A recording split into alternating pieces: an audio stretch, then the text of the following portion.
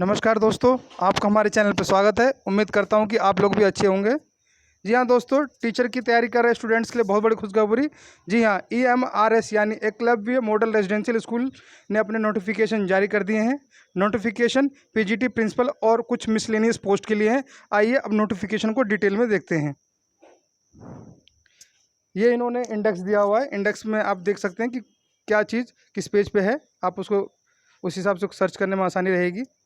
आगे चलते हैं। इन्होंने यहाँ प्रिंसिपल की जो यहाँ फ़ीस दी हुई है वो यहाँ पे 2000 रुपये है। PGT की फ़ीस 1500 रुपये है और नॉन टीचिंग स्टाफ की फ़ीस 1000 रुपये है। जी हाँ दोस्तों, जैसा कि आपको पता है कि ये EMRS स्कूल नवोदय विद्यालय की तरह ही है, तो इन्होंने फ़ी का जो स्ट्रक्चर है नवोदय विद्यालय की तरह एज इट इज़ सेम रखा हुआ है।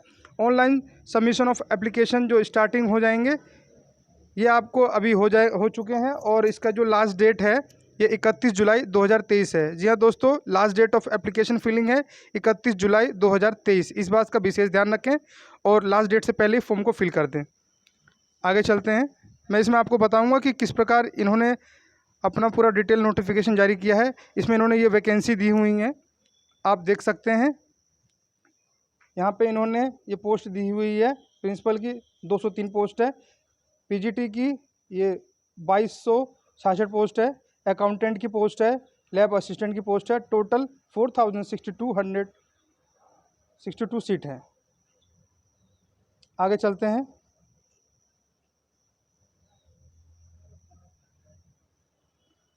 ये प्रिंसिपल की पोस्ट दे रखी है इन्होंने। UR कैटेगरी में 125 सीट है। EWS में 30 है। OBC में 81 है। तो आप इसको कैटेगरी के हिसाब से देख सकते हैं। जो भी आपकी कैटेगरी हो उसका फ़ी आप देख सकते हैं कैसा इन्होंने मेंशन किया हुआ है। अब बात करेंगे हम PGT की। PGT में इन्होंने ये इंग्लिश की सीट दी हुई है। इंग्लिश में 246 है। UR कैटेगरी में 102 सीट है।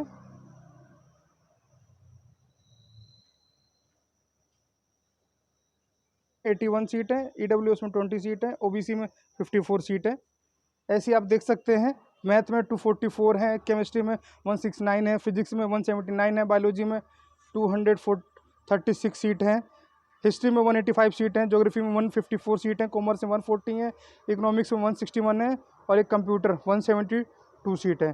टोटल इन्होंने यूआर कैटेगरी में 2086 सीट रखी हुई है। बाकी कैटेगरी वाइज ये सब दिया हुआ है। SC का, ST का, आप इसको अपने कैटेगरी के हिसाब से आप सभी पोस्टों को देख सकते हैं। आइए आगे चलते हैं। ये इन्होंने दिया हुआ है। मराठी लैंग्वेज है, उड़िया है, तेलुगु है, संस्कृत है, बंगाली है। ये सब PGT की पोस्ट हैं। ये लैंग्वेज पोस्ट हैं। आप इसको अपने सब्जेक्ट के अकॉर्डिंग आप इसे देख सकते हैं। और ये इन्होंने जो यहाँ पोस्ट दी हुई हैं, यहाँ पे ये मिसलेनियस पोस्ट दी हुई हैं। तो इसमें देखते हैं। जूनियर सेक्रेटरीट असिस्टेंट की पोस्ट है। जी हाँ, टोटल पोस्ट है 759 सीट हैं। अकाउंटेंट की इन्होंने 361 सीट दी हुई है। लैब असिस्टेंट की सीट दी हुई है इन्होंने 373 सीट है। आगे चलते हैं। जी हाँ दोस्तों, ये फॉर्म जो आए हुए हैं ये इंडिया का कोई भी सिटीजन हो, किसी भी स्टेट का हो, यहाँ पे फिल कर सकता है। ये किसी स्पेशल स्टेट की सी सीट नहीं है। ये सेंट्रल गवर्नमेंट की ये स्कूल की सीट है। आप इसको फिल कर सकते हैं। और इन्होंने यहाँ पे जो कट ऑफ डेट दी हुई है ये 31 जुलाई है। जी हाँ दोस्तों, आपके जो भी डॉक्यूमेंट हैं, आपके जो भी सर्टिफिकेट हैं, 31 जुलाई 2023 तक आपका सब कुछ कंप्लीट रहना चाहिए। इसके बाद का कोई भी सर्टिफिकेट आपका यहाँ मान्य नहीं होगा। और इन्होंने एग्ज़ाम के बारे में बताया हुआ है कि एग्ज़ाम यहाँ पे OMR बेस्ड होगा। इस बात का विशेष ध्यान रखें, यहाँ ऑनलाइन एग्ज़ाम नहीं होगा। अब पोस्ट ऑफ प्रिंसिपल के लिए इन्होंने बता रखा है कि यहाँ पे 1:3 में ये कॉल करेंगे और रिटर्न और इंटरव्यू का 80 और 20 का रेशियो रखा जाएगा। जी हाँ, यहाँ प्रिंसिपल पोस्ट के लिए ही सिर्फ इंटरव्यू होगा। Only for principal post interview conduct किया जाएगा। इस बात का विशेष ध्यान रखें। और आगे आप देख सकते हैं, यहाँ ये साफ साफ लिखा हुआ है, PGT is the final selection the based of the marks obtained in OMR test only. जी हाँ, इस लाइन का आप ध्यान से देखें। यहाँ जो PGT के सिलेक्शन है वो सिर्फ OMR बेस्ड पे जो एग्ज़ाम होगा, रिटर्न एग्ज़ाम, सिर्फ उसी के बेस पे ही यहाँ पे PGT की जो एक कट ऑफ है वो उसी पे लगा दी जाएगी और उसी के हिसाब से उसका सेलेक्ट कर लिया जाएगा। आगे चलते हैं। ये यहाँ दिया हुआ है मिसलेनियस पोस्ट के बारे में, अकाउंटेंट GSC के बारे में, आप इसको देख सकते हैं। आगे चलते हैं। यहाँ इन्होंने पे स्केल दिया हुआ है। प्रिंसिपल का लेवल 2 है, PGT का लेवल 8 है। Accountant 6, JSA 2, lab assistant 1। तो ये तो नौकरी मिलने के बाद ही आप इस पर विशेष ध्यान दीजिएगा, फिलहाल तो आप तैयारी में ध्यान दीजिए। ये उन्होंने सिलेबस दिया हुआ है प्रिंसिपल के बारे में, प्रिंसिपल का आप देख सकते हैं। और आगे चलते हैं, हम बात करेंगे अब पीजीटी के सिलेबस के बारे में। जी हाँ, पीजीटी के बारे में विशेष बताएं क्योंकि पीजीटी के स्टूडेंट की संख्या इस फॉर्म में काफ़ी रहने वाली है, क्योंकि पीजीटी के पोस्ट के लिए किसी प्रकार का कोई भी एक्सपीरियंस नहीं चाहिए। और हम अब बता देते हैं कि पेपर का पैटर्न क्या है। इसमें एग्ज़ाम ऑब्जेक्टिव बेस का होगा, 135 मार्क्स होंगे पार्ट 1 में, और लैंग्वेज के लिए यहाँ पे 20 मार्क्स रखे गए हैं। टोटल 150 मार्क्स का पेपर होगा। अब इन्होंने दिया हुआ है partition wise. Part 1 general awareness दिया हुआ है, जो कि 10 क्वेश्चन 10 मार्क्स के होंगे। रीजनिंग दी हुई है, रीजनिंग यहाँ पे 20 मार्क्स की है। आईसीटी यानी कंप्यूटर दिया हुआ है, वो यहाँ पे 10 नंबर का है। टीचिंग एप्टीट्यूड दिया हुआ है, वो यहाँ 10 मार्क्स का है। बात करते हैं पार्ट 5 में, ये यहाँ पे सब्जेक्ट की बात है। ये सब्जेक्ट इन्होंने 70 मार्क्स +5 दिया हुआ है, यानी इसका मतलब जो टोटल सब्जेक्ट है वो 70 मार्क्स का है। इसमें एक्सपेरिमेंटल बेस्ड, यानी हम कह सकते हैं कि ये कंसेप्चुअल जो क्वेश्चन ये पूछे जाएंगे वो 5 मार्क्स के होंगे। और प्लस ये आप देख सकते हैं कि एनईपी का यहाँ एक विशेष रोल रहने वाला है। जी हाँ, एनईपी नेशनल एजुकेशन पॉलिसी 2020 में जो लागू हुई थी, आपको ये पॉलिसी काफ़ी अच्छे तरीके से पूछनी है, क्योंकि आपको पता है कि पॉलिसी अभी हाल में ही आई है और इसी पॉलिसी के बेस पर आगे स्कूलों में काम होने वाला है। तो आपको इस बात का विशेष ध्यान रखना पड़ेगा कि ये पॉलिसी क्या और कैसे है, इसीलिए इन्होंने इसको 5 नंबर का यहाँ पे ऐड किया हुआ है। और ये पार्ट 6 दिया हुआ है इन्होंने, पार्ट 6 इन्होंने लैंग्वेज का दिया हुआ है। इसमें 2 लैंग्वेज आएंगी, आप देख सकते हैं, इंग्लिश और दूसरी लैंग्वेज हिंदी है। दोनों लैंग्वेज 10-10 नंबर की होंगी, और इसको मिला के आपको दोनों लैंग्वेज में अलग से हिंदी में 4 नंबर और इंग्लिश में भी 4 नंबर लाने कंपलसरी हैं। बिना आपको लैंग्वेज क्वालिफाई किए आपके सब्जेक्ट की जो कॉपी है वो चेक नहीं होगी, इस बात का आप विशेष ध्यान रखें। जब तक आप इन दोनों लैंग्वेज में अलग अलग इंडिविजुअल तरीके से क्वालिफाई नहीं होंगे, आपकी कॉपी चेक नहीं होगी। लैंग्वेज यहाँ पे 20 मार्क्स की दी हुई है, और यहाँ जो 1 to 5 जो पार्ट है 130 का दिया हुआ है। तो आपकी जो मेरिट बनेगी 1 to 5 जो पार्ट दिया हुआ है 130 नंबर का, आपको उसमें से जो मार्क्स लाएंगे आप उसकी मेरिट बनेगी। लैंग्वेज यहाँ जो 20 नंबर की सिर्फ क्वालिफाइंग दी हुई है। जी हाँ दोस्तों, लैंग्वेज सिर्फ यहाँ पर क्वालिफाइंग है, इसमें आपके मेरिट के लिए नहीं होगा। बस इन्होंने दिया होगा कि जो लैंग्वेज क्वालिफाई नहीं होंगे उनकी कॉपी नहीं चेक की जाएगी।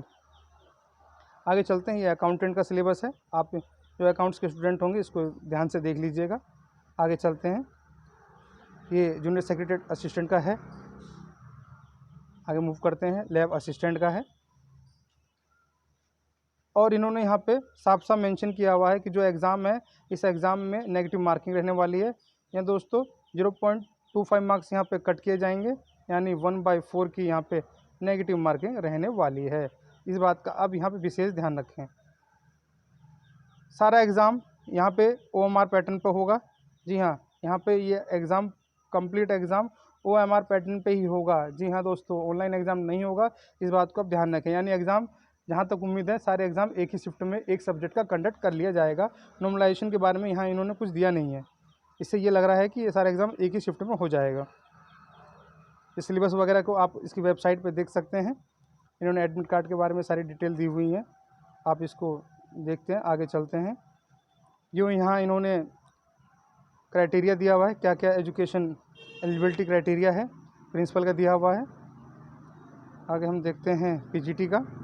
तो पीजीटी में यहाँ इन्होंने मेंशन किया हुआ है कि जो एज है यहाँ पे 40 साल रहने वाली है। जी हाँ दोस्तों, पीजीटी की एज 40 साल है, और कैटेगरी के स्टूडेंट्स को उनके कैटेगरी के अनुसार, जैसे कि ओबीसी को सेंट्रल में 3 साल का, एससी और एसटी को 5 ईयर का रिलैक्सेशन है, वो उनको वैसे ही मिलेगा।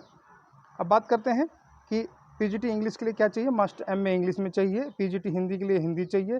पीजीटी फिजिक्स के लिए फिजिक्स चाहिए। केमिस्ट्री के लिए केमिस्ट्री चाहिए, और मैथमेटिक्स में मैथमेटिक्स चाहिए। यहाँ बायोलॉजी को यहाँ इन्होंने 2-3 ऑप्शन दिए हुए हैं, या तो आपके पास एमएससी बॉटनी हो, या फिर जूलॉजी हो, या फिर बायोलॉजी हो। और बायोलॉजी के साथ यहाँ ये बायो साइंस हो। कुछ दोस्तों को यहाँ डाउट हो रहा है बायो साइंस चलेगा कि नहीं चलेगा। यहाँ दोस्तों, अगर आपने बायो साइंस किया हुआ है या लाइफ साइंस किया हुआ है तो वो भी यहाँ पे मान्य होगा। आपको यहाँ किसी तरह की टेंशन लेने की कोई ज़रूरत नहीं है। आगे देखते हैं, इन्होंने यहाँ पे ये कॉमर्स का दिया हुआ है, अकाउंटिंग है, सीए है, फाइनेंशियल अकाउंटिंग है, मेजर सब्जेक्ट स्टडी है, holder of degree MCom, applied business, economical cell भी एलिजिबल। तो आप कॉमर्स वाले यहाँ से इसको ध्यान से देख लीजिए। अब हम बात करेंगे इकोनॉमिक्स की। तो ये इकोनॉमिक्स में आप देख सकते हैं, इकोनॉमिक्स का दिया हुआ है, और यहाँ पीजीटी रीजनल लैंग्वेज में, तो ये जो रीजनल लैंग्वेज है उसमें आपका ये रीजनल लैंग्वेज के बेस पर आपको ये डॉक्यूमेंट होने चाहिए। आगे चलते हैं। पीजीटी कंप्यूटर साइंस दिया हुआ है, इसमें बीएड, जी हाँ दोस्तों, कंप्यूटर साइंस के लिए आपको बीएड अनिवार्य नहीं है। बाकी ऊपर जितनी भी पोस्ट दी हैं पीजीटी के अंडर, चाहे वो लैंग्वेज हो चाहे किसी साइंस से रिलेटेड पोस्ट हो, उसके लिए आपके बीएड है। लेकिन पीजीटी कंप्यूटर साइंस एक ऐसा सब्जेक्ट है जहाँ पे आपको बिना बीएड ही ये लोग एलिजिबल करते हैं। इस बात का आप ध्यान रखें, जिनके पास बीएड नहीं वो भी यहाँ अप्लाई कर सकते हैं। अकाउंटेंट का है, जूनियर असिस्टेंट है, लैब असिस्टेंट है। तो यहाँ लैब असिस्टेंट का मैं बता देता हूँ। लैब असिस्टेंट के लिए यहाँ एज यहाँ पे 30 साल दी हुई है, इस बात का विशेष ध्यान रखें। और यहाँ पे 10th पास हो और साथ में कोई डिप्लोमा हो लेबोरेटरी टेक्निक का। जी हाँ दोस्तों, या तो आपने 10th कर रखी हो कि डिप्लोमा के साथ, या आपके पास 12th क्लास हो साइंस स्ट्रीम के साथ, तभी आप लैब अटेंडेंट का फॉर्म फिल कर सकते हैं। आगे चलते हैं। तो आगे इन्होंने सब एग्जामिनेशन के बारे में दिया हुआ है, कोई विशेष नहीं दिया हुआ है। इधर इन्होंने ये एज रिलैक्सेशन के बारे में दिया हुआ है कि SC/ST का 5 ईयर है, OBC का। जी हाँ दोस्तों, OBC के लिए मैं आपको बता दूं, जो यहाँ पे जो OBC सर्टिफिकेट है ये सेंट्रल गवर्नमेंट का ही चलेगा, स्टेट का OBC सर्टिफिकेट यहाँ पे नहीं चलेगा। कुछ दोस्तों के यहाँ डाउट आ रहे थे तो उनको मैं साफ बताता चलूँ। आगे चलते हैं। आगे इन्होंने रिजर्वेशन पॉलिसी वगैरह के बारे में सब दिया हुआ है, ये मैं आपको लास्ट तक सब पूरा कंप्लीट दिखा देता हूँ। ये सब अनफेयर मीन्स का दिया हुआ है। तो दोस्तों ये परफॉर्मा दिया हुआ है कि जिस भी तरीके की आप छूट चाह रहे हैं, ये इस परफॉर्मे के अकॉर्डिंग आप उसको अटेस्ट करवा के या वेरीफाई करवा के आप उसको अपना फॉर्म फिल कर सकते हैं। वो इन्होंने सेंटर दिया हुआ है, तो मैं स्पेशली यूपी के सेंटर बता देता हूँ आपको। जी हाँ दोस्तों, यूपी में सिर्फ एक ही सेंटर रहने वाला है, वो होगा सिर्फ लखनऊ में। तो आप देख सकते हैं 137 सेंटर में यूपी के अंदर सिर्फ एक ही सेंटर रहने वाला है। तो इस बात का ध्यान रखें कि आपको फॉर्म टाइम पे फिल कर देना है, जिससे आपको अपने घर के पास का ही सेंटर मिल जाए दोस्तों। और इस वीडियो से रिलेटेड EMRS स्कूल से रिलेटेड किसी भी तरीके का कोई भी डाउट हो या कोई भी दिक्कत आपको आ रही है फॉर्म फिलिंग वगैरह में, तो आप मुझे कमेंट कर सकते हैं। जी हाँ दोस्तों, आप धन्यवाद।